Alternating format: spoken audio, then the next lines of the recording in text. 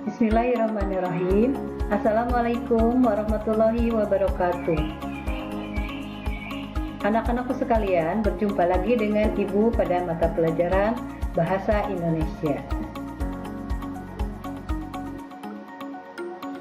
Materi hari ini yaitu tentang kaidah kebahasaan, teks, pidato, persuasi.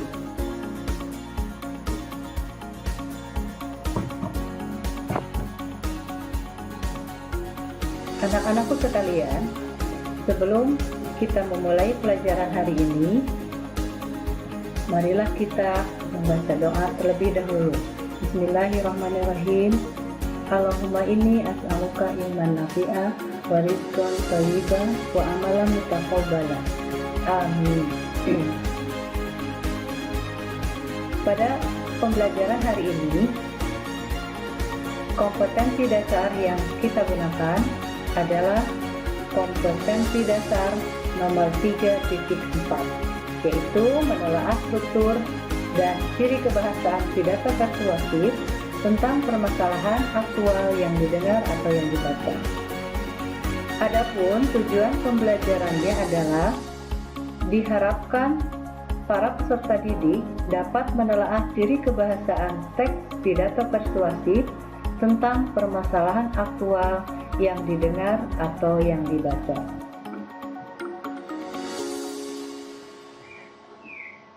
Marilah sekarang kita memulai pembelajaran hari ini, yaitu tentang kaidah kebahasaan teks pidato persuasif. Di dalam teks pidato persuasif terdapat beberapa kaidah kebahasaan atau ciri-ciri kebahasaan. Di antaranya ada kalimat aktif, kemudian kata tugas, yang ketiga kosakata emotif, kata teknis, kata benda abstrak, kata sapaan, dan sinonim. Mari kita pelajari satu persatu.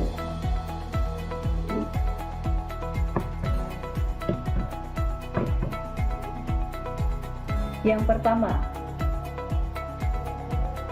kalimat aktif. Kalimat aktif adalah kalimat yang subjeknya melakukan kegiatan. Kemudian ciri-ciri yang berikutnya biasanya berawalan berawalan ber,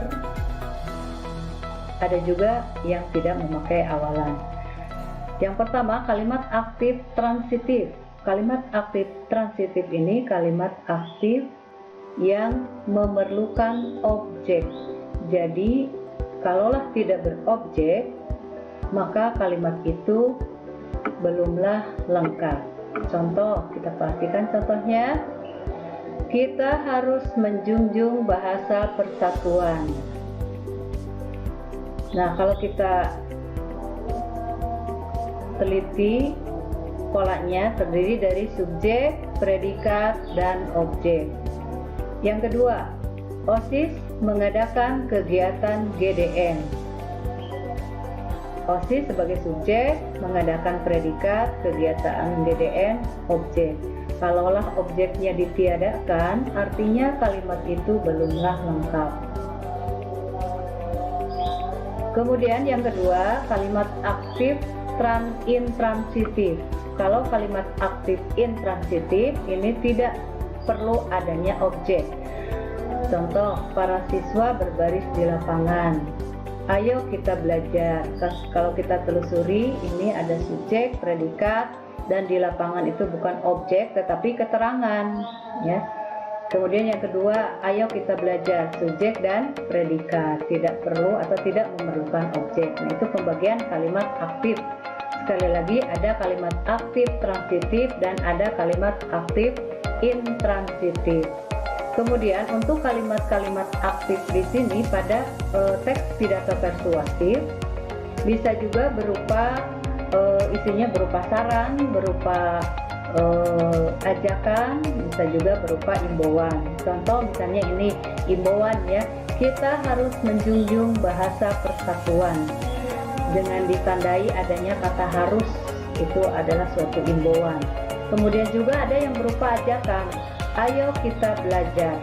ditandai dengan adanya kata ayo, bisa juga dengan adanya kata mari, atau bisa juga kalimat aktif ini yang ada di dalam teks pidato persuasif bisa juga berupa saran, misalnya menggunakan kata sebaiknya, seharusnya. Kemudian yang berikutnya nomor 2 yaitu kata tugas.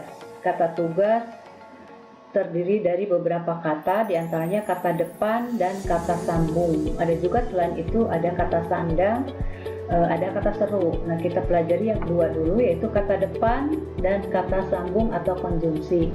Kata depan ini contohnya di, ke, dari. Kemudian kata depan ini juga biasanya selalu disertai dengan tempat atau arah, misalnya di depan, ke belakang, dari rumah, itu contoh kata depan. Kemudian kata sambung atau konjungsi, ini kata sambung ini biasanya menggabungkan, menyambungkan dua kata atau menyambungkan dua buah kalimat. Yang ketiga yaitu kosakata emotif. Kosakata emotif adalah kata atau juga bisa kalimat yang membangkitkan atau menggugah perasaan. Contoh, semangat kebersamaan. Nah, kata-kata ini bisa menggugah perasaan. Ulurkan tangan kita kepada orang yang membutuhkan. Nah, kalimat ini pun bisa membangkitkan atau menggugah perasaan. Itu contoh kata-kata emotif. Yang keempat, adanya kata teknis, yaitu kata yang biasa dipakai dalam bidang keilmuan. Misalnya dalam bidang pendidikan, contoh skripsi, kurikulum, bisa juga ekstrakurikuler dan lain-lain yang ada di dalam lingkungan pendidikan. Kemudian yang kedua, dalam bidang lingkungan, ada kata limbah, ada kata arus. Nah, itu contoh-contoh kata teknis. Jadi kata teknis ini bisa berupa sebuah istilah yang ada yang khusus di dalam bidang keilmuan, dalam bidang-bidang tertentu. Yang kelima, kata benda abstrak, yaitu kata yang menyatakan benda tanpa wujud. Selain kata benda abstrak, sebelumnya ada juga kata benda konkret. Kalau kata benda konkret, kata benda yang bisa dilihat wujudnya, contoh meja, kursi, ya.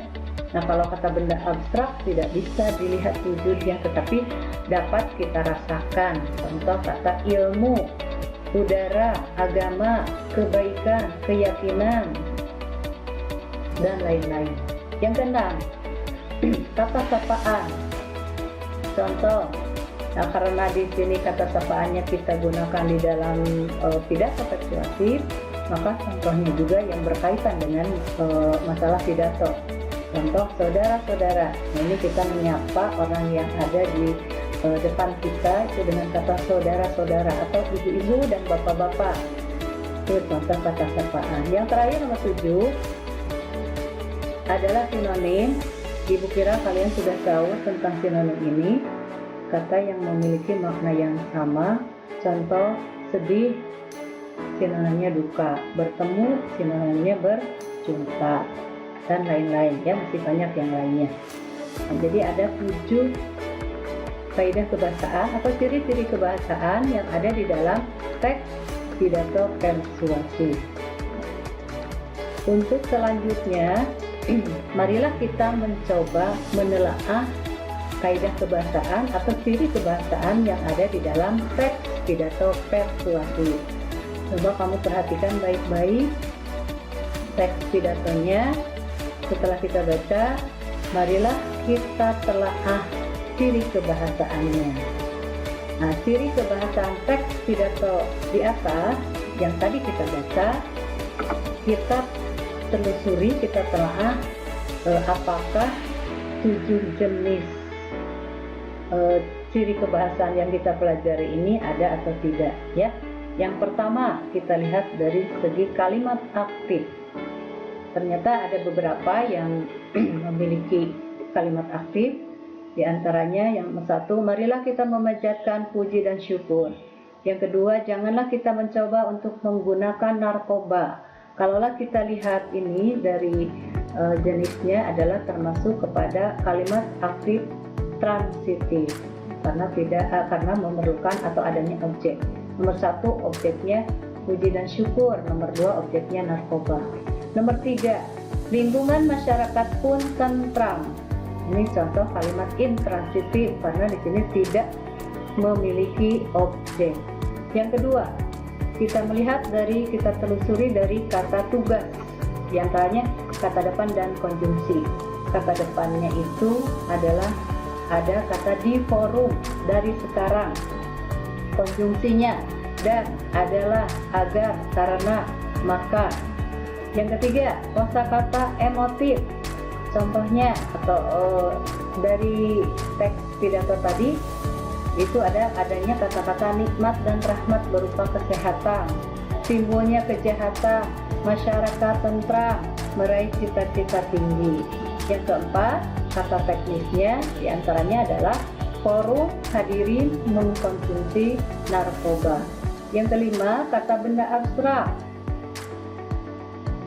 Ini yang kita telusuri tadi, diantaranya kesempatan, kehadiran, kesehatan, perbuatan, cita-cita. Kemudian yang keenam, kata sapaannya itu adalah hadirin karena yang disapanya itu bukan ibu-ibu. Seperti contoh tadi ya, yang disapanya itu adalah kata hadirin. Hadirin yang saya hormati. Yang ketujuh yaitu sinonim. Sinonimnya itu hanya ada kata yang bersinonim dengan ucapan, ya. Nah, anak-anakku, demikian tadi contoh teks pidato persuasif beserta dengan penelaahannya dari segi kebahasaan. Mudah-mudahan pelajaran yang Ibu jelaskan tadi bisa kamu pahami dengan baik, dan marilah kita mencoba berlatih dengan mengerjakan lembar kerjanya, ya. Yang pertama yaitu kalian harus membaca pidato persuasif. Silakan baca dengan seksama. Kemudian langkah berikutnya, kamu tinggal menelaah kaidah kebahasaan atau ciri kebahasaan yang terdapat di dalam teks pidato persuasif tersebut, ya. Nah, ini contohnya sudah Ibu beri tabel cara mengerjakannya.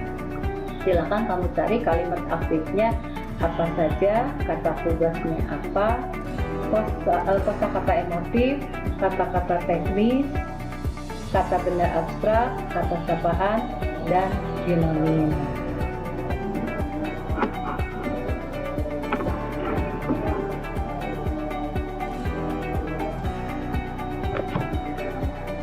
Nah, anak-anakku sekalian, demikianlah pembelajaran hari ini. Kita mempelajari tentang kaidah kebahasaan teks pidato persuasif. Selamat mengerjakan tugas, tetap semangat walaupun kalian belajar dari rumah. Wassalamualaikum warahmatullahi wabarakatuh.